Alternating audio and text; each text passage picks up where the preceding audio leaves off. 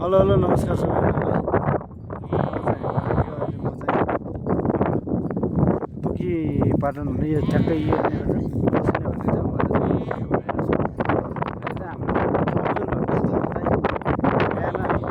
चाहिँ एक छाकै भएर चाहिँ चराएर भर्खरै फर्किने क्रममा चाहिँ भेडाहरू चाहिँ एकदम अगाएर रमाइलो राइरहेको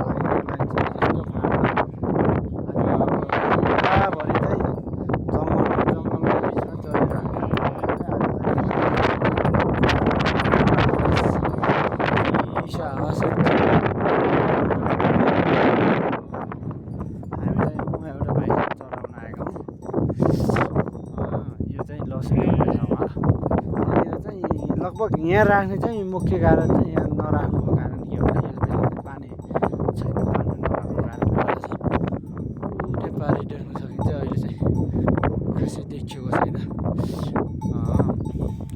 उडा र घाम परेको हुनाले त्यहाँनिर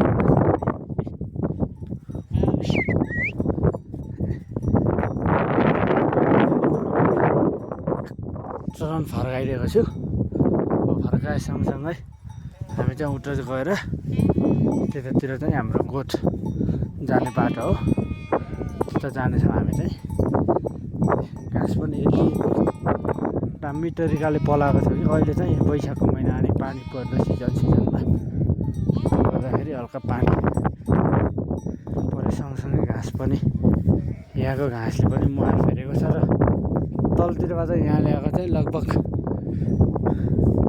15-20 दिन जति भयो भेडाहरूले पनि मुहार फेरेको। एकदमै बुलिस्ता भइसकेको छ, बुलिया मोटा भेडाहरू। खासै यहाँनिर चाहिँ चार्जरको चाहिँ अभावै छ भनौँ।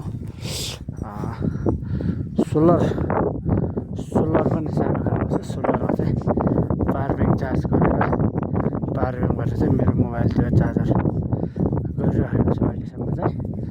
अब 2-4 दिन पछाडि चाहिँ हामी चाहिँ यहाँदेखि गोठ छाडेर झर्नेछौँ। हामी चाहिँ अरू आउनुहुन्छ गोठालोहरू। हामी चाहिँ आज 4-5 दिन जति भयो पूर्णिमाको लागि चाहिँ भेडा लिए जन्म